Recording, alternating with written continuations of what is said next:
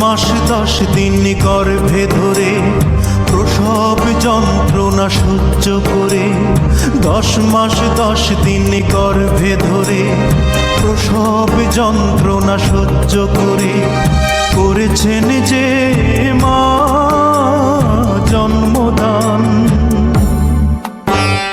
ঘুম পাড়ানি গান শুনিয়ে বুকের রক্ত দুধ বানিয়ে, ঘুম পাড়ানি গান শুনিয়ে বুকের রক্ত দুধ বানিয়ে করিয়েছেন যে মা দুগ্ধ পান।